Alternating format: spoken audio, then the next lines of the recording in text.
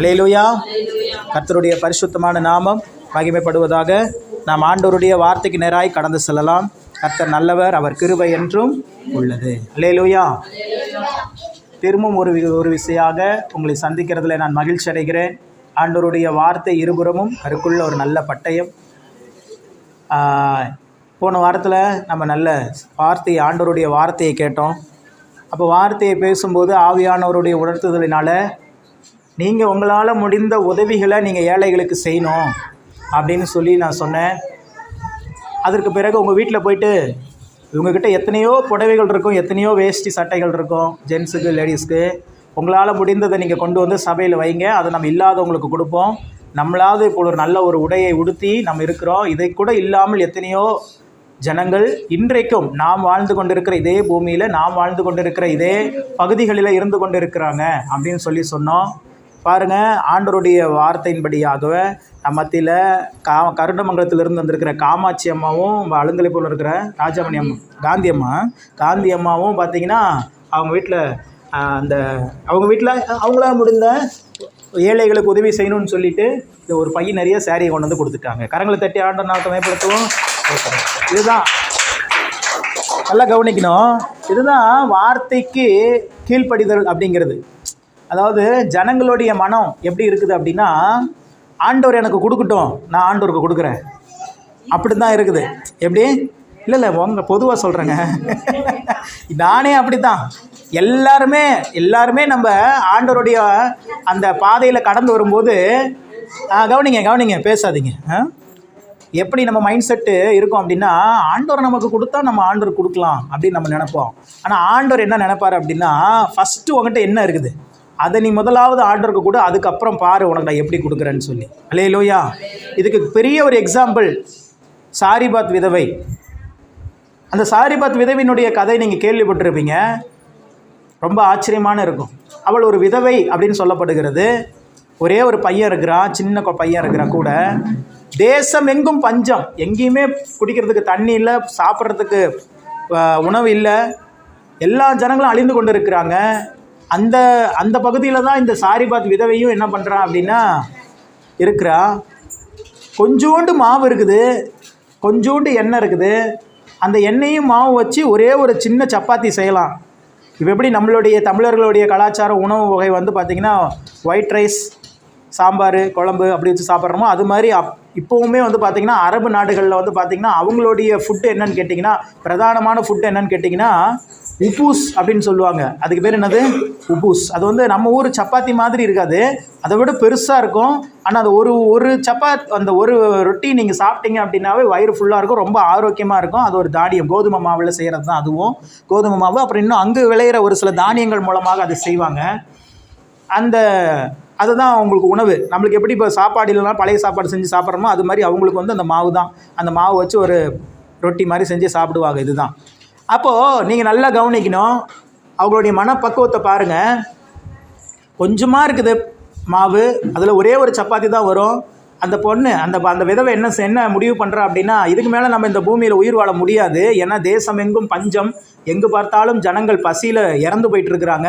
நம்மக்கிட்ட கொஞ்சம் தான் மாவு இருக்குது, நம்மளுக்கு ஒரே ஒரு பையன் தான் இருக்கிறான், நம்மளுக்கு கணவன் கிடையாது, விதவையாக இருக்கிறோம். சரி, இதை செஞ்சு சாப்பிட்டுட்டு நம்ம என்ன பண்ணிடலாம், மறிச்சிடலாம், செத்து போயிடலாம் அப்படின்னு சொல்லி முடிவோடு அவள் என்ன பண்ணுறா, போய் காட்டில் போயிட்டு விறகு பொறுக்கிட்டு இருக்கிறா. அங்கே ஒரு தீர்க்கதரிசி வராரு. வந்து என்ன கேட்குறாரு, எலியாட்ட எனக்கு கொஞ்சம் சாப்பிட கொடுங்கிறார். எப்படி இருக்கும்? நீங்கள் என்ன நம்மளா இருந்தால் என்ன நினைப்போம்? அடையா சார், நீங்கள் வேறு, நாங்களே என்ன பண்ணுறோம், ஒரே ஒரு சப்பாத்தி இருக்குது, பாவம் புள்ள ஒரே புள்ள, நாங்கள் 2 பேர் தான், எங்களுக்கு வேறு யாரும் இல்லை, நாங்கள் சாப்பிட்டுட்டு என்ன பண்ணலான் இருக்கிறோம், சாகலான் இருக்கிறோங்கிற பிளானையும் அவள் சொல்கிறா தீர்க்கதரிசிக்கிட்ட. நம்மளாக இருந்தால் என்ன பண்ணுவோம், நானாக இருந்தால் என்ன பண்ணுவோம், ஐயோ அப்படியா சிஸ்டர் அப்படின்னு சொல்லிவிட்டு, சரி உங்களுக்காக நான் ஜெபம் பண்ணுறேன், எனக்கு எதுவும் வேண்டான்னு சொல்லிட்டு நம்ம போயிடுவோம். அந்த தீர்க்கதரிசி என்ன தெரியுமா பண்ணுறாரு, சரி நீ சொல்கிறதெல்லாம் அப்புறம் செய்யலாம், ஃபஸ்ட்டு போய் அதை செஞ்சு அந்த சப்பாத்தி செஞ்சு அதில் முதல்ல ஒரு சின்ன சப்பாத்தி எனக்கு கொண்டு வந்து கொடுங்குறான். எவ்வளோ ஒரு கடினமான ஆள் பாருங்களேன். அல்லேலூயா. ஆனால் கடினமான ஆள் இல்லை, தேவனுடைய திட்டமே அப்படி தான் இருக்குது. இந்த பஞ்சமான சூழ்நிலையில் அந்த ஒரு சப்பாத்தியில் மேலே உன்னுடைய நம்பிக்கை இருக்குதா, இல்லை உன்னை வாழ்நாளெல்லாம் உன்னை போஷிக்க போகிற கர்த்தர் மேலே உனக்கு நம்பிக்கை இருக்குதா அப்படிங்கிறத ஒரு டெஸ்ட் அந்த இடத்துல இருக்குது. அந்த தீர்க்கதரிசி ரொம்ப கூச்சமே இல்லாமல் கேட்குறான், பரவாயில்ல நீ சாப்பிட்றதுலாம் அப்புறமா இருக்கட்டும், நீயும் உன் பையன் சாவ போகிறீங்களா சாப்பிட்டுட்டு? சரி ஓகே, அப்புறமா சாவுங்க, எனக்கு ஃபஸ்ட்டு கொடுத்துருங்க, நான் ஃபஸ்ட்டு சாப்பிட்டுக்கிறேன், அப்புறமா நீங்கள் என்ன பண்ணலாம் அப்போ அதை செய்யலாம் பார்க்கலாம் அப்படின்னு சொல்கிறாரு. இந்த அம்மாவுக்கு எப்படி இருந்திருக்கும் மனசு? எந்த பொண்ணில் வேலை பாய்ச்சுற மாதிரி, ஏற்கனவே நான் கஷ்டத்தில் இருக்கிறேன், தேசமெல்லாம் பஞ்சமாக இருக்குது, சாப்பிட்றதுக்கு வழியே இல்லை, ஒரே ஒரு கொஞ்சோண்டு மாவு இருக்குது, அதில் ஒரே ஒரு சப்பாத்தி தான் செய்ய முடியும், அதை செஞ்சு நானும் என் பிள்ளையும் சாப்பிட்டுட்டு சாகலான் இருக்கிறோம், இந்த நேரத்தில் இவர் வந்து எனக்கும் கொடுங்கன்னு சொல்லி கேட்குறாரே அப்படின்னு சொல்லிட்டு அந்த பொண்ணு எதுவுமே துக்கமாக சொல்லலை. ஏன்னா அவர் ஒரு தேவனுடைய மனுஷருங்கிறது அந்த பொண்ணுக்கு தெரியும். அதனால் என்ன பண்ணுறாரு, உடனே போயிட்டு என்ன பண்ணுறா, போய் சப்பாத்தி செய்கிறா, செஞ்சுட்டு அதில் முதல் சப்பாத்தியை கொண்டு வந்து யாருக்கு கொடுக்குறா, நீங்கள் சாப்பிடுங்கன்னு சொல்லி கொடுக்குறா. நடந்தது என்ன தெரியுமா? எலியா அந்த சப்பாத்தியை சாப்பிட்டுட்டு சாரிபாத் விதவையை ஆசீர்வதிச்சுட்டு போனான். அந்த தேசத்தில் பஞ்சம் முடிகிற வரைக்கும் அவள் வீட்டில் மாவும் குறையில, எண்ணெயும் குறையில. அல்லேலூயா. அதுதான் தேவனுடைய திட்டம். நம்ம என்ன நினைக்கிறோம், மாவு நிறையா வரட்டும், எண்ணெய் நிறையா வரட்டும், வந்த பிறகு கடவுளை கொடுக்கலாம் அப்படின்னு நம்ம நினைக்கிறோம். உங்ககிட்ட இருக்கிறதுல முதல்ல பெஸ்ட்டானதை கொண்டு போய் தேவ சமூகத்தில் கொடுத்துட்ட அப்படின்னா அதுக்கப்புறம் உன் வாழ்க்கை ஃபுல்லாக ஆசீர்வாதமாக மாறிடும். அல்லேலூயா. அதனால் இது வந்து ரொம்ப கடினமான, இது ப்ராக்டிஸ் பண்ணுறது ரொம்ப கடினமான ஒரு விஷயந்தான். ஆனால் அப்படி தான் தேவன் நம்மளை வடிவமைத்திருக்கிறார். ஏன்னா என்னுடைய நம்பிக்கை, என்னுடைய விசுவாசம் கடவுள் மேலே தான், அவர் தான் அப்படின்னு சொல்லி இதுக்கு அடையாளமே இதுதான், வேறு ஒன்றும் இல்லை. அல்லேலூயா. அது மாதிரி தான் உங்களால் முடிந்த உதவிகளை ஏழைகளுக்கு செய்யணும்னு சொல்லி கேட்டோம். அதே மாதிரி நீங்கள் செஞ்சுருக்கிறீங்க. நிறைய தாய்மார்கள் இன்னும் அடுத்த வாரம் நாங்கள் கொண்டு வர மறந்துட்டோம், எடுத்து வச்சுருக்கிறோம், அடுத்த வாரம் கொண்டு வந்து தந்துடுவோன்னு சொல்லியிருக்கிறீங்க. நிச்சயமாய் சொல்கிறேன், உங்கள் வாழ்க்கையில் உணவுக்கும் உடைக்கும் உறைவிடத்துக்கும் இனி குறைவே இருக்காது. அல்லேலூயா. அதற்குண்டான ஒரு வாக்குத்தத்த வசனத்தை தான் ஆண்டவர் இந்த நாளைக்கு நமக்கு தந்திருக்கிறார். வாசிங்க, உபாகமத்தின் புத்தகம் 28ஆம் அதிகாரம் அதனுடைய 11ஆம் வசனம் வாசிக்கலாம். உபாகமத்தின் புத்தகம் 28ஆம் அதிகாரம் வசனம் 11. உனக்கு கொடுப்பேன் என்று கர்த்தர் உன் பிதாக்களுக்கு ஆணையிட்ட தேசத்தில் கர்த்தர் உன் கற்பத்தின் கனியிலும் உன் மிருக ஜீவன்களின் பலனிலும் உன் நிலத்தின் கனியிலும் உனக்கு பரிபூரண நன்மை உண்டாக கட்டளையிடுவார். கண்களை மூடி செவிப்போம். வார்த்தையாகிய தேவனே எங்கள் மத்தியில் வெளிப்படும். பேசுகிறவர்கள் நீங்கள் அல்ல, பிதாவின் ஆவியானவரே உங்களிலிருந்து பேசுகிறார் என்று சொன்ன வார்த்தையை கனப்படுத்தி அருளும். சொல்லும் அடியார்கள் கேட்கிறோம். திருவசனத்தை கேட்கிறவர்களாய் மாத்திரமல்லாமல் அதன்படி செய்கிறவர்களாய் மாறங்களை அர்ப்பணிக்கிறோம். இயேசு கிறிஸ்துவின் நாமத்தில் பிதாவே, ஆமென். அல்லேலூயா. இந்த வாரத்தில் உங்களிடத்தில் ஆண்டவர் சொன்ன ஒரு வார்த்தை, உனக்கு பரிபூரணம் உண்டாக செய்வேன். அல்லேலூயா. பரிபூரணம் உண்டாக செய்வேன். வேதத்தில் 3 விதமான காரியங்கள், பூரணம், சம்பூரணம், பரிபூரணம் அப்படின்னு 3 விதமான பூரணத்தை குறித்து சொல்லப்பட்டிருக்கிறது. பரிபூரணம் அப்படின்னா பிளண்டி அப்படின்னு இங்கிலீஷில் சொல்லப்பட்டிருக்கிறது. மிகுதியான அப்படின்னா உங்களுடைய தேவை என்னவோ அதை விட அதிகமாக இருப்பதுக்கு பேர் தான் என்னது, பரிபூரணம். உங்களுக்கு தேவையான அளவுக்கு மீறி அதிகமாக, உங்கள் தேவைக்கு அதிகமாக உங்களுக்கு என்னென்ன காரியங்கள்லாம் இருக்கிறதோ அதெல்லாம் உங்களுக்கு பரிபூரணமாக இருக்குதுன்னு அர்த்தம். இன்றைக்கி ஆண்டவருடைய வார்த்தை நமக்கு அதைத்தான் சொல்லுகிறது. நீங்கள் உங்கள் தேவைகளின் மத்தியில் என்ன பண்ணுறீங்க, ஆண்டவரே எனக்கு இது போதும், இது இருந்தால் போதும், நான் சரி பண்ணிக்குவேன், இது இருந்தால் போதும், இது வந்தால் போதும், நான் சரியாயிருவேன், இது எனக்கு இருந்தால் போதும், அப்படி சரியாயிருவேன், நான் ஆசீர்வாதமாக மாறிடுவேன் அப்படின்னு நம்ம நினச்சி ஜெபிக்கிறோம். ஆனால் தேவன் ஒரு நாள் நீங்கள் அப்படி இருக்கணும்லாம் நினைக்கல. தேவன் நீங்கள் எல்லாவற்றிலும் பரிபூரணமாக இருக்க வேண்டும் என்று நினைக்கிறார். அல்லேலூயா. ஏன் அப்படின்னா நீங்களும் நானும் இயேசு கிறிஸ்துவின் நிமித்தம் பரிபூரணம் உள்ளவர்களாக தான் இருக்கிறோம். இன்றைக்கி பிசாசு நம்மக்கிட்ட சொல்கிற பெரிய பொய் என்ன தெரியுமா, நம்மளை ஏமாத்துகிற ஒரு விஷயம் என்ன தெரியுமா, ஓன்ட்ட ஒன்றும் இல்லை, நீ அவ்வளோதான் அப்படின்னு சொல்லியே என்ன பண்ணிடுவோம் அப்படின்னா நம்மளை மட்டம் தட்டுவது தான் பிசாசோடைய வேலை. அந்த பிசாசோடைய ஏஜெண்ட்டாக நிறைய மக்களும் இருப்பாங்க நம்மளை சுற்றி. அவங்களும் என்ன பண்ணுவாங்க, நம்மை டிஸ்கரேஜ்மெண்ட் மட்டும்தான் பண்ணுவாங்க. ஆனால் தேவன் எப்பொழுதுமே உன்னால் முடியும், ஏன்னா உன் கூட இருக்கிறது நான், உன்னுடைய பலத்தினாலும் முடியலனாலும் சரி, பராக்கிரமத்தினாலும் முடியலனாலும் சரி, என்னுடைய ஆவினால் ஆகும். நீ எதை குறித்தும் கவலைப்பட வேண்டியதில்லை, நான் உனக்கு பரிபூரணத்தை கட்டளையிடுவேன். அல்லேலூயா. அந்த வசனம் எப்படி சொல்லப்பட்டிருக்குது பாருங்க, பரிபூரண நன்மை உண்டாக கட்டளையிடுவார். அப்படின்னா என்ன அர்த்தம் அப்படின்னா, கமாண்ட் பண்ணுறாராம். பரிபூர்ண நன்மை உங்களுக்கு உண்டாக வேண்டும் என்று அவர் ரெக்வெஸ்ட் பண்ணல, கமெண்ட் பண்ணுறாரு. அல்லேலூயா. ஏன் அப்படின்னா தேவனுடைய பிள்ளைகள் குறைவில் இருக்கக்கூடாது, தேவனுடைய பிள்ளைகளுடைய கரம் இப்படி இருக்கக்கூடாது, இப்படி தான் இருக்கணும். அல்லேலூயா. உங்களுக்கு என்ன சூழ்நிலைகள் நீங்கள் இப்பொழுது கடந்து வந்தாலும் சரி, உங்களை குறித்து தேவனுடைய சித்தம் ஒன்று உண்டு. அது என்ன தெரியுமா? நீங்கள் பரிபூரணம் உள்ளவர்களாக இருக்க வேண்டும்.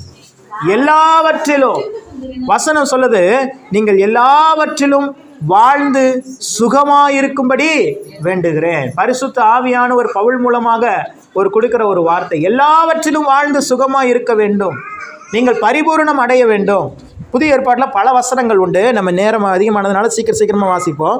வாசிங்க. இயேசு கிறிஸ்து எதற்காக முதல்ல பூமிக்கு வந்தாருங்கிறதே நீங்கள் நம்ம தெரிந்து கொள்ளணும். யோவான் சுவிசேஷ புத்தகத்தில் 10ஆம் அதிகாரம் 10வது வசனத்தை வாசிக்கலாம்.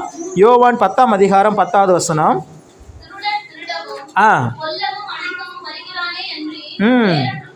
பரான் நானோ அவைகளுக்கு ஜீவன் உண்டாயிருக்கவும் அது பரிபூரணப்படவும் வந்தே. இந்த இடத்துல 2 பேரை குறித்து சொல்லப்பட்டிருக்கிறது, 2 பேருடைய வருகை குறித்து சொல்லப்பட்டிருக்கிறது. பிசாசு எதுக்காக இந்த பூமிக்கு வந்தான், இயேசு கிறிஸ்து எதுக்காக இந்த பூமிக்கு வந்தாரு அப்படின்னு இயேசு சொல்றார். திருடன் கொல்லவும் அழிக்கவும் வருகிறானே அன்றி வேறொன்றுக்கும் வரான். இப்போ பிசாசு இந்த பூமியில் எதுக்காக சுற்றிட்டு இருக்கிறான் அப்படின்னா, நீங்களும் நானும் வாழக்கூடாது, நீங்களும் நானும் கவலையிலும் கண்ணீரிலும் வியாதியிலும் பலவீனத்திலுமே இருக்க வேண்டும், குறைவிலேயே இருக்க வேண்டும், கடன் பிரச்சனையிலே இருக்க வேண்டும், நெருக்கத்தில் இருக்கணும், டெப்ரெஷன்லேயே இருக்கணும்னு சொல்லி தான் பிசாசு கிரியை செய்து கொண்டிருக்கிறான். ஆனால் ஆண்டவர் எதற்காக வந்தாரோ, நானோ அவைகளுக்கு ஜீவன் உண்டாயிருக்கவும், லைஃப், ஜீவன் என்னது? லைஃப், வாழ்க்கை உண்டாயிருக்கவும். அந்த வாழ்க்கை எப்படிப்பட்ட வாழ்க்கை? ஏதோ தொட்டுக்கோ தொடச்சிக்கோ இருக்கிறத வச்சு அட்ஜஸ்ட் பண்ணி வாழு, விருப்பப்பட்ட வாழ்க்கை கிடைக்கலனா டைலாக்லாம் சொல்லுவாங்களே, கொடுக்கப்பட்ட வாழ்க்கையை விருப்பப்பட்டு ஏற்றுக்கோ, உன்னையை நேசிக்கிறவங்கள விட நீ நேசிக்கிறவங்கள விட உன்னை நேசிக்கிறவங்க தான் உன்னை கடைசி வரைக்கும் எவனும் காப்பாற்ற மாட்டான், கர்த்தர் தான் காப்பாற்றுவார். அல்லேலூயா. இதெல்லாம் டைலாக்கு வேணால் கரெக்டாக இருக்கும். இதை விட பயங்கரமாக கவிதைலாம் நான் எழுதி எத்தனையோ பேர் கொடுத்தேன், ஒருத்தர் ஒத்துக்கலையே. அல்லேலூயா. காலம் ஃபுல்லாக கவிதையே எழுதி காலமாக போணுச்சு, ஒன்றும் நடக்கலை, ஒன்றும் நடக்காது. ஏன் அப்படின்னா மனுஷன் மண்ணு. சொல்லுங்கள், மனுஷன் யார்? மண்ணு தான். மண் எங்கே தான் திரும்பும்? திருப்பி மண்ணுக்கு தான் திரும்பும். ஆனால் தேவன் ஒரு நாளும் ஒருவரையும் குறைவில் இருப்பதற்கு அனுமதி கொடுக்கறதே இல்லை. அதை தான் அவரை குறித்து இன்ட்ரோடக்ஷன் கொடுத்துக்கிறாரு. நானும் ஜீவன் உண்டாயிருக்கவும். அது அந்த ஜீவன் எப்படி இருக்கணும், அந்த வாழ்க்கை எப்படி இருக்கணும்? பரிபூர்ணமாக இருக்கணும். நீங்கள் இன்னைக்கு இயேசு கிறிஸ்துவை நம்பி வந்துட்டீங்க. இயேசு கிறிஸ்து தான் என்னுடைய தகப்பன், நான் அவருடைய பிள்ளை, நான் அவரை சார்ந்து வாழ்வேன், நான் அவரை நம்பி இருப்பேன், நான் அவரை தான் விசுவாசிப்பேன், நான் அவருக்காக வைராக்கியமாக நிற்பேன்னு சொல்லி வந்துட்டீங்களே, உங்கள் வாழ்க்கை பரிபூர்ணம் அடையாமல் விடவே மாட்டார். அல்லேலூயா. நீங்கள் எல்லாவற்றிலும் பரிபூர்ணம் அடைவீர்கள். உங்கள் சரீரத்தில் ஒரு பரிபூர்ணம் உண்டாகும், ஆரோக்கியத்தில் ஒரு பரிபூர்ணம் உண்டாகும், உங்கள் பொருளாதாரத்தில் ஒரு பரிபூர்ணம் உண்டாகும், உங்கள் குடும்ப வாழ்க்கையில் ஒரு பரிபூர்ணம் உண்டாகும். எந்த குறைவும் இருக்காது. ஏனென்றால் வசனம் சொல்லுகிறது, சிங்க குட்டிகள் தாழ்ச்சி அடைந்து பட்டினியாக கிடக்கும், கர்த்தரை தேடுகிறவர்களுக்கோ ஒரு நன்மையும் குறைவுபடாது. அப்பாவை பார்த்து சொல்லுங்க, உங்க தலையில கை வச்சு சொல்லுங்க, கர்த்தரை தேடுகிற எனக்கு ஒரு நன்மையும் குறைவுபடாது. அல்லேலூயா. இப்படி டெய்லி நீங்கள் சொல்லிட்டீங்கன்னா பிசாசு ஓடியே போயிடுவாங்க. உங்கள் வீட்டில் வியாதியையும் பலவீனத்தையும் சண்டையும் கொடுத்துட்டு இருக்கிற பிசாசு, இங்கே நம்ம பருப்பு வேகாது, இவங்க சத்தியத்தை அறிஞ்சிட்டாங்க, சத்தியம் இவங்களை விடுதலை ஆக்கிரோன்னு சொல்லிட்டு ஒரே ஓட்டமாக ஓடியே போயிடுவான். ஆனால் இன்றைக்கி நம்ம ஆண்டவர் என்ன சொல்கிறாரோ அதை நம்புறதே இல்லை, அதை மைண்டில் ஏற்றுக்கிறதே இல்லை. பிசாசு என்ன சொல்கிறானோ அதை தான் ஏற்றுக்கிறோம்.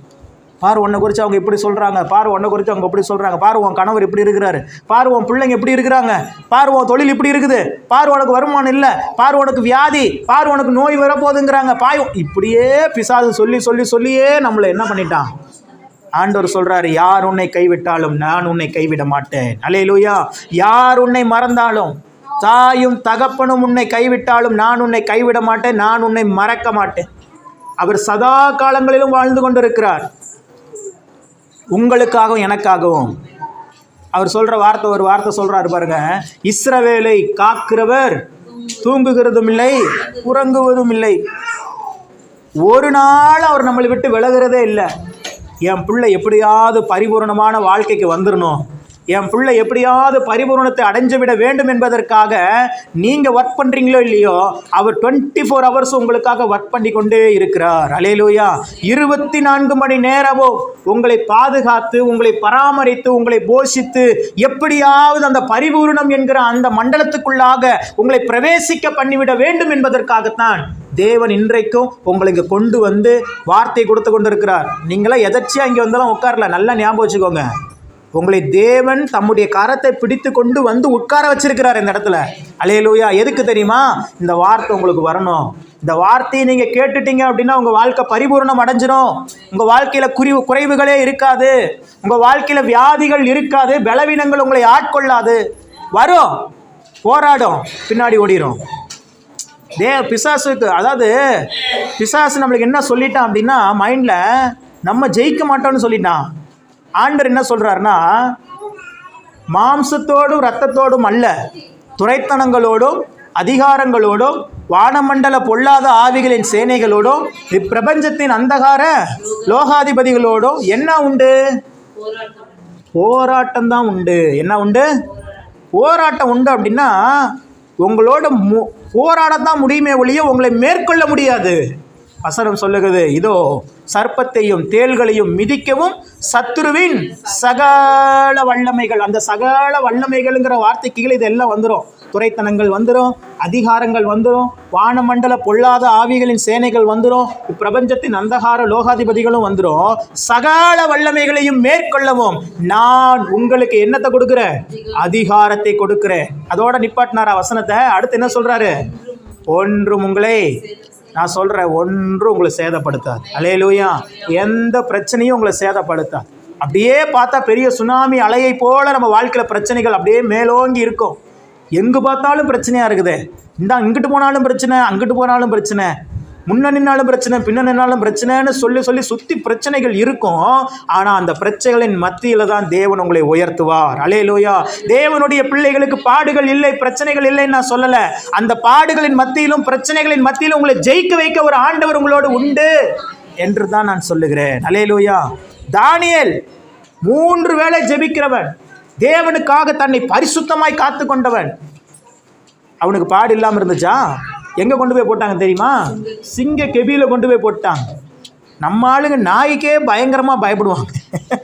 கற்பாம்பூச்சிக்காக வீட்டை காலி பண்ண ஆட்கள்லாம் எனக்கு தெரியும். இந்த வீட்டில் விட்டு ஏன் பிரதர் காலி பண்ணி போனீங்க? இந்த வீட்டில் பெரிய கற்பாம்பூச்சி தொல்லையாக இருக்குது பிரதர், அதனால் வீடே காலி பண்ணிட்டாங்கிறான். அப்பா இது பரவாயில்லைங்க, கொசு பிரச்சனைனால வீடை காலி பண்ணலான்னு நினச்சிட்டு இருக்கிறவங்களாம் எனக்கு தெரியும். இந்த வீட்டில் இந்த கொசு தொல்லை தாங்கவே முடியல, இந்த கொசு கடி தாங்கவே முடியல, இதுக்காக வீடை காலி பண்ணணும்னு நினச்சிட்டு இருக்கிறவங்களாம் இங்கே உண்டு. யாருன்னு நினைக்கிறீங்களா? நான் தான். அல்லேலூயா. எங்கள் வீட்டில் அப்படி ஒரு கொசு தொல்லை தாங்க முடியல. சுற்றி எல்லாம் மரம் செடி கொடியாக இருக்குது, சிட்டிக்குள்ளே தான் வீடு இருக்குது. ஆனாலும் பகல்லையும் கொசு கடிக்குது, நைட்டும் கொசு கடிக்குது. 24 மணி நேரம் கொசு கடிச்சிட்டே இருந்தால் என்னதான் ஒரு மனுஷன் பண்ண முடியும்? ஏதாவது வேலை செய்ய முடியுங்கிறீங்க? ஆமாம், அதுக்காகவே வீடை காலி பண்ணலான் இருக்குது. அல்லேலூயா. ஆண்டவர் அதுக்குள்ளே நம்மளுக்கு ஒரு ஸ்தலத்தை, இந்த ஸ்தலத்தை நம்மளுக்கு சொந்தமாக கொடுத்துருவார். இதே இடத்துக்கு நம்ம திரும்பி வந்துடுவோம். அல்லேலூயா. பாருங்க, அழுந்தலைப்பூரில் இங்கே தான் நம்ம ஒர்க் பண்ணோம், திரும்பி இங்கேயே வருவோன்னு நான் சொல்கிறேன். ஆனால் அதுக்குண்டான சூழல் இல்லை, அதுக்குண்டான சூழல் இல்லை. ஏன்னா அதுக்குண்டான வேகன்சி இங்கே முதல்ல கிடையாது. ரெகுலர் ஸ்டாஃப், கான்ட்ராக்ட் நர்ஸ் வேணால் இங்கே ஒர்க் பண்ணலாம். ஆனால் பர்மனெண்ட் நர்ஸ் வந்து என்ன பண்ண முடியாது, அழுந்தலைப்பூரில் ஒர்க் பண்ண முடியாது. புள்ளம்பாடியில் வேணால் ஒர்க் பண்ணலாம். அந்த புள்ளம்பாடியிலே ஆல்ரெடி ஒரு நர்ஸு இருக்கிறாங்க. ஆனாலும் ஏன் பிரதர் சொல்கிறீங்க? சொன்னால் தான் நடக்கும். அல்லேலூயா. பாருங்கள், எங்கள் அரியலூர் மெடிக்கல் காலேஜ் ஹாஸ்பிட்டலில் கோட்ரஸ் எல்லாத்துக்கும் கொடுத்துட்டு இருந்தாங்க. கோட்ரஸ் கட்டிட்டாங்க, அது புது பில்டிங் தான், எல்லாருக்கும் கொடுக்கணும்னு சொல்லிட்டாங்க. அப்போ நான் மெர்சிட்ட சொன்னேன், அப்ளை பண்ணு அப்படின்னு சொன்னேன்.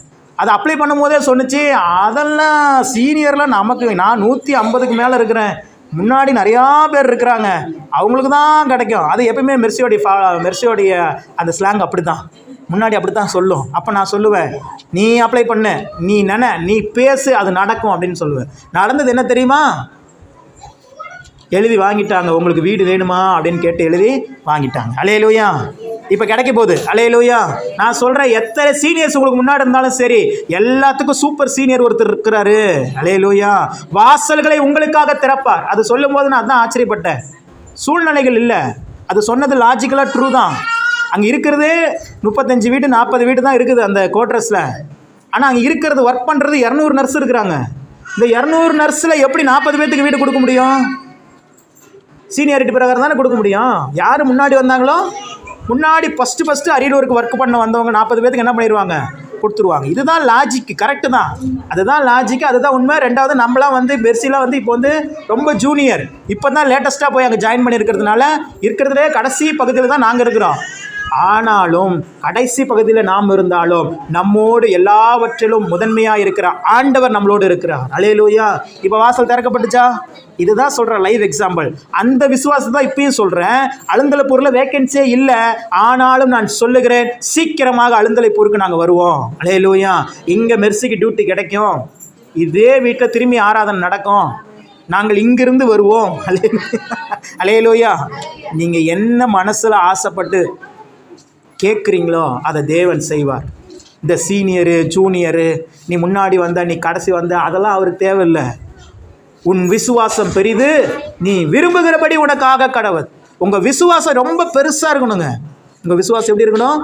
ரொம்ப பெருசாக இருக்கணும். அப்போ தான் நீங்கள் விரும்புகிற காரியம் நடக்கும். நமக்கெல்லாம் எங்கே நடக்கும்? நமக்கெல்லாம் வாசல் திறக்காது. எல்லாருக்கும் நடக்கும் பிரதர், ஆனால் எனக்கு நடக்காது, எனக்கு தெரியும் என்னை பற்றி. அப்படிலாம் பேசாதீங்க. நம்ம சபைகள் மக்கள் அப்படி பேசவே கூடாது. இருக்கிறத விட அதிகமாக தான் பேசணும். அல்லேலூயா. நீங்கள் என்ன பேசுகிறீர்களோ அது உங்கள் வாழ்க்கையில் நடக்கும். உலக பிரகாரமான ஜனங்கள் சொல்கிறான், உலக பிரகாரமான ஜனங்களுக்கு தெரியுது. வார்த்தையை மாற்றுங்கள், வாழ்க்கை மாறும் அப்படிங்கிறான். நேற்று ஒரு பொதுவான ஒரு எமோஷ்னல், அதை என்ன சொல்கிறது, என்னமோ ஒரு ஸ்பீச்சுன்னு சொல்லுவாங்களே, மோட்டிவேஷ்னல் ஸ்பீச்சுன்னு சொல்லி ஸ்கூலில் காலேஜஸ்லாம் போய் பேசுவாங்க. பிள்ளைகளை மோட்டிவேஷன் பண்ணுவதற்காக, உற்சாகப்படுத்துவதற்காக பேசுவாங்க. உலக பிரகாரமான மனுஷனே சொல்கிறாங்க, உன் வார்த்தையை மாற்று, உன் வாழ்க்கை மாறும். அவ்வளோதான். அதுதான் தலைப்பு. அந்த தலைப்புகளை தான் 3 மணி நேரம் பேசுகிறாரு. எல்லா மக்கள், எல்லாம் படிக்கிற பிள்ளைகள் முதற்கொண்டு, எல்லா கல்லூரி மாணவர்கள் மாணவிகள் முதற்கொண்டு கேட்டுட்ருக்குறாங்க. அதுதான் உண்மையும் கூட. அல்லேலூயா. வார்த்தை மாறாமல் வாழ்க்கை மாறாது. சொல்லுங்கள், என் வார்த்தை மாறாமல் என் வாழ்க்கை மாறாது. உங்கள் வார்த்தை எப்படி இருக்குதுன்னு உங்களுக்கு தான் தெரியும். எனக்கு தெரியுமா? தெரியாது.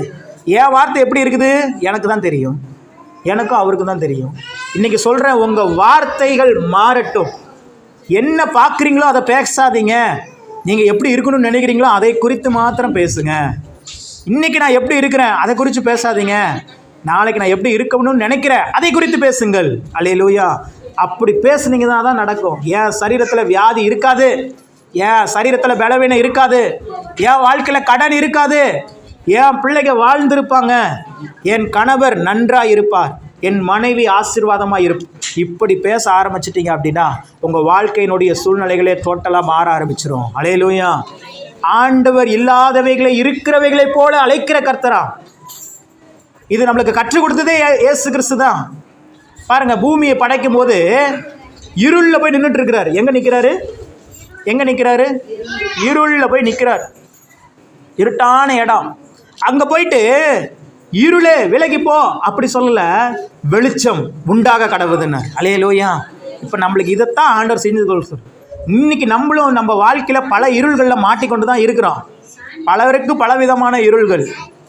வியாதிங்கிறது ஒரு இருள் தான், பலவீனங்கிறது ஒரு இருள் தான், கடன் பிரச்சனைங்கிறது ஒரு இருள் தான், பிள்ளைகளுக்கு படிப்பே வர மாட்டேங்குது இல்லை, அதுவும் ஒரு இருள் தான், பிள்ளைங்க சொல்கிற பேச்சு கேட்க மாட்டேங்கிறாங்களே, அதுவும் ஒரு இருள் தான், கணவர் குடிக்கிறாருல்ல, அதுவும் ஒரு இருள், கணவன் மனைவிக்குள்ள அண்டர்ஸ்டாண்டிங் இல்லாமல் எப்போ பார்த்தாலும் சண்டை பிரச்சனை, மாமியார் மருமகளுக்குள்ள பிரச்சனை, இது எல்லாமே ஒரு இருள் தான். நம்ம என்ன நினச்சிட்டு இருக்கிறோம், அந்த இருள் இருந்துக்கிட்டு இந்த இருள் மாறாதா, இருள் மாறட்டும்னு சொல்லிட்டு இருக்கிறோம். இப்படியே நிற்கக்கூடாது. இருளின் மத்தியில் இயேசு கிறிஸ்து வெளிச்சம் உண்டாக கடவுது என்றார். அல்லேலூயா. நடந்தது என்ன தெரியுமா? வெளிச்சம் உண்டாயிருச்சு. வெளிச்சம் வந்த உடனேயே இருள் என்ன பண்ணிருச்சு? நீங்கிருச்சு. நான் சொல்கிறேன், ஐயோ பிரதர், ஐயோ பாஸ்டர், என் பிரச்சனை, என் கடன், என் குடும்பம், எனக்கு நெருக்கடி, இனிமே சொல்லுங்க, என் குடும்பம் ஆசீர்வாதமான குடும்பம், என் கணவர் நல்ல கணவர், என்னை நேசிக்கிற கணவர், என்னை மட்டும் நேசிக்கிற கணவர். இப்படி சொல்லுங்க. நீங்க என்னை நேசிக்கிற கணவர்னு சொல்லும் போது அவர் உங்களையும் நேசிப்பார், மற்றவங்களையும் நேசிச்சிடுவார். ஆமாம், கணவர்களுடைய பிடிகள் எல்லாம் மனைவிகளுடைய கரத்தில் தான் இருக்குது. அல்லேலூயா. நீங்கள் எப்படி ஜெபிக்கிறீங்களோ அப்படி தான். அன்றைக்கி ஒரு சிஸ்டர் கேட்குற, உங்கள் பிரதர் எப்படி பிரதர் இருக்காரு? ஆமாம் அவர் இருக்கிறாரு. ஆமாம் அவர் ஏன் சிஸ்டர் எப்படி சொல்கிறீங்க? ஆமாங்க அவர் அப்படி தாங்க இருக்கிறாரு. அப்படிலாம் சொல்லக்கூடாது. அல்லேலூயா. உங்கள் கணவர் எப்படி இருக்கிறாரு? நல்லா இருக்கிறாரு. இப்படி சொல்லணும். உங்கள் மனைவி எப்படி பிரதர் இருக்காங்க? ஆமாம் அது கிடக்கு பிரதர், அதை பொறுங்க பிரதர், இப்போயாவது கொஞ்சம் ஃப்ரீயாக பேசலான்னு வந்தால் இப்பயும் மனைவி ஞாபகப்படுத்துறீங்க அப்படிங்கிறார் ஒரு சகோதரர். அல்லேலூயா. இன்றைக்கி கணவன் மனைவி அப்படின்னாவே பயந்து நடுங்குறாங்க மக்கள். மனைவியை குறித்து பேசினா கணவர்கள் நடுங்குகிறார்கள், கணவனை குறித்து பேசினா மனைவிகள் நடுங்குறாங்க. அது இருந்து ஒன்று இல்லாமல் ஒன்று அப்படிங்கிறாங்க. அல்லேலூயா. இப்படிலாம் பேசாதீங்க. அது உலக பிரகாரமான ஜனங்கள் பேசிட்டு போட்டோம். இப்போ பிள்ளைங்களாம் எப்படி இருக்கிறாங்க? ஐயோ அவன் செம்ம அட்டம் பண்ணுறான், அடங்கவே மாட்டேங்கிறான், ஃபுல்லாக என்னது இது பிள்ளையா இது அப்படின்னு கேட்குறேன். அப்படிலாம் சொல்லாதீங்க. அது புள்ள தான். அது பிள்ளையா இருக்கிறதுனால தான் உங்களுக்கு பிறந்திருக்குது. அதுக்கு பிள்ளையா இல்லைன்னா அது எப்படி உங்களுக்கு பிறந்திருக்கும்? நீங்கள் இப்படி சொல்கிறீங்களே, உங்கள் அப்பா அம்மா உங்களை எப்படி சொல்லியிருப்பாங்க? அல்லேலூயா. ஆமாம், கவனிச்சுக்கோங்க. வார்த்தைகள் மாறட்டும், உங்கள் வாழ்க்கை பரிபூர்ணம் அடையும். ஆண்டவர் என்னென்ன காரியத்தில் பரிபூர்ணத்தை தர போகிறாரு? 3 காரியங்கள் நான் உங்களுக்கு சொல்லிட்டு முடிக்க போகிறேன். டேய், சின்ன பிள்ளைங்களாம் வெளியே கூட்டிகிட்டு போ, அச்சியா பார்த்துக்கிட்டே இருக்காத, என்ன சொல்லுவாங்க டாடி அப்படின்ட்டு. நான் சொல்கிறதுக்கு முன்னாடியே நீ போகணும். அப்போ தான் அதான் மகளுக்கு அர்த்தம், டாக்டருக்கு. டேடி என்ன யோசிக்கிறாங்கங்கிறதுக்கு, அவங்க அடுத்து என்ன சொல்லுவாங்கங்கிறத முன்னாடியே கீழ்ப்படிஞ்சு போயிடணும். கர்த்தர் நல்லவர். அல்லேலூயா. 3 காரியங்களை நான் சொல்லி உங்களுக்கு என்னென்ன காரியங்களில் பரிபூரணத்தை தேவன் தரப்போகிறார் அதை மட்டும் சொல்லி நான் ஜெபத்தை முடிக்க போகிறேன். வாசிங்க, நீதிமொழிகள் 28ஆம் அதிகாரம் 20ஆம் வசனத்தை வாசிங்க. நீதிமொழிகள் 28ஆம் அதிகாரம் 20ஆம் வசனம். உண்மையுள்ள மனுஷன் பரிபூர்ண ஆசீர்வாதங்களை பெறுவான். முதலாவது, தேவன் உங்களுக்கு பரிபூர்ணத்தை எதில் பரிபூர்ணம் தருவார்னா உங்களுடைய ஆசீர்வாதங்கள் பரிபூர்ணப்படும். முதலாவது பரிபூர்ண ஆசீர்வாதங்களை நீங்கள் பெறுவீர்கள். அல்லேலூயா. முதலாவது பரிபூர்ண ஆசீர்வாதங்களை பெறுவீர்கள். 1. 2வது வாசிங்க, எரேமியா 33ஆம் அதிகாரம் 6ஆம் வசனம். எரேமியா 33ஆம் அதிகாரம் 6ஆம் வசனம். இதோ நான் அவர்களுக்கு சௌக்கியமும் ஆரோக்கியமும் வரப்பண்ணி அவர்களை குணமாக்கி அவர்களுக்கு பரிபூரண சமாதானத்தையும் சத்தியத்தையும் வெளிப்படுத்துவேன். 2வது பரிபூரண சமாதானம். முதலாவது பரிபூரண ஆசீர்வாதம், 2வது பரிபூரண சமாதானம். 3வது இன்னொரு வாசிங்க, 16ஆம் சங்கீதம் 11ஆம் வசனம். வசனத்தை வாசிட்டு அதனுடைய விளக்கத்தை பார்ப்போம். 16ஆம் சங்கீதம் 11வது வசனம்.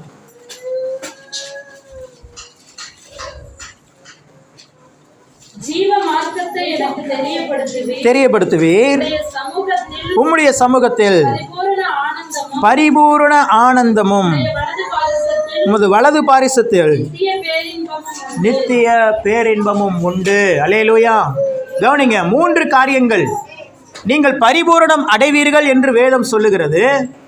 உங்களை பரிபூரணத்துக்குள்ளாக நடத்துவேன் என்று ஆண்டவர் சொல்லுகிறார். என்னென்ன காரியத்தில் பரிபூரணம்? 3 காரியம். முதலாவது பரிபூரண ஆசீர்வாதம், 2வது பரிபூர்ண சமாதானம், 3வது பரிபூர்ண, கவனிச்சா தானே தெரியும். கவனின்னு சொன்னால் தான் கவனிப்பீங்க. நான் முன்னையே சொல்லிட்டேன், இன்னும் உட்காந்துட்டே இருக்கிறேன். என்ன தான் செய்யணும்னு முடிவு பண்ணியிருக்கீங்க 2 பேரும். ப்ரேயர் நடத்தணுமா? சொல்லியாச்சுன்னா நீங்கள் எந்திரிச்சு வான்னு கூப்பிட்டா தானே போவாங்க. இதுக்கு மேலே சொல்லியாச்சு செய்யலைன்னா அப்புறம் நம்ம எதுக்கு? நான் சொல்லி நீங்கள் செஞ்சால் தான் நான் பாஸ்டரு, இல்லைன்னா நீங்கள் எல்லாம் பாஸ்டர், நான் வேணால் விசுவாசின்னு உட்காந்து வேண்டியது. ஆமாம். அல்லேலூயா. கவனிக்கணும். 3 காரியங்கள். ஏன்னா நேரம் ரொம்ப அதிகமாகிடுச்சு. உங்களெல்லாம் சீக்கிரமாக அனுப்பணும். இந்த வெயில் காலத்தில் உங்களை போட்டு ரொம்ப இது பண்ணக்கூடாதுன்ட்டு தான் நான் சீக்கிரமாக போயிட்டுருக்கிறேன், ஃபாஸ்ட்டாக. ஆமாம், 3 காரியங்கள் நான் சொல்லியிருக்கிறேன். பரிபூர்ண ஆசீர்வாதம், பரிபூர்ண சமாதானம், பரிபூர்ண 3 காரியங்களிலும் தேவன் உங்களுக்கு பரிபூர்ணத்தை தர விரும்புகிறார். இன்றைக்கி நம்ம வாழ்க்கையிலலாம் ஆசீர்வாதம் இருக்குதா? இருக்குது, கொஞ்சம் கொஞ்சம் இருக்குது. எப்படி இருக்குது? கொஞ்சம் கொஞ்சம் இருக்குது. ஒரு சின்ன வீடு இருக்குது. சின்ன வீடுனா நான் கட்டின வீடை சொல்கிறேன், நீங்கள் வந்து நினச்சிக்காதீங்க.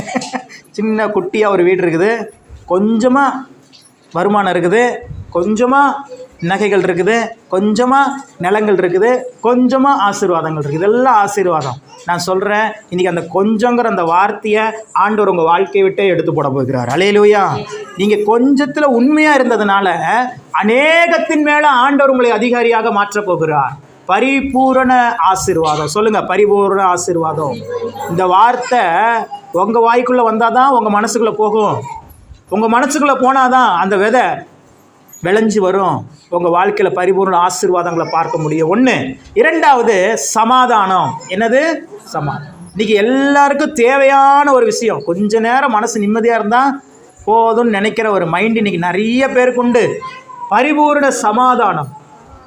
சமாதானத்துலேயும் கொஞ்சம் கொஞ்சம் சமாதானம் தான். இன்றைக்கி கணவன் மனைவிக்குள்ளே கொஞ்சம் சமாதானம். கொஞ்ச நேரம் தான் சமாதானமாகிற, திரும்பி அதிக நேரம் சண்டை போடுறோம்.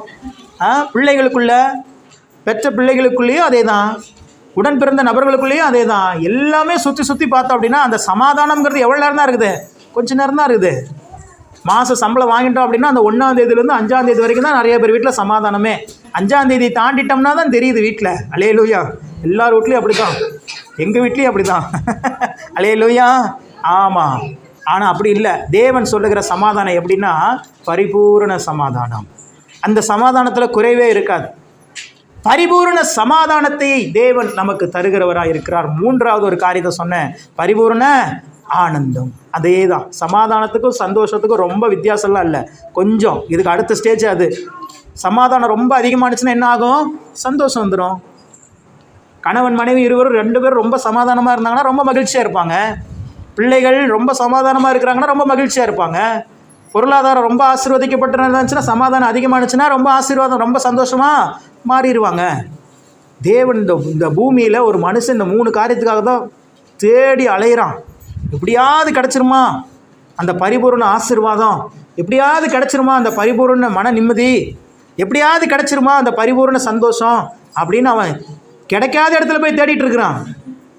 எதுக்காக தண்ணி அடிக்கிறாங்க?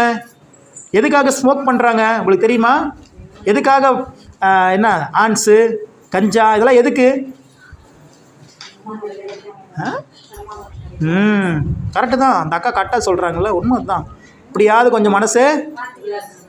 அன்றைக்கி ஒரு அண்ணனை பார்த்தேன். ஒரு இந்த ஊரில் தான் இந்த ஊருக்கு வந்த புதுசில் வந்து பார்த்திங்கன்னா பாடாலூரில் ஒரு டைமு. அப்போலாம் அடிக்கடி மீட்டிங்ஸில் வெளியூருக்குலாம் போவேன். போயிட்டு வரும்போது அந்த பாடாலூர் நைட்டு கதிரவனை எப்போவுமே விட்டுருவேன்.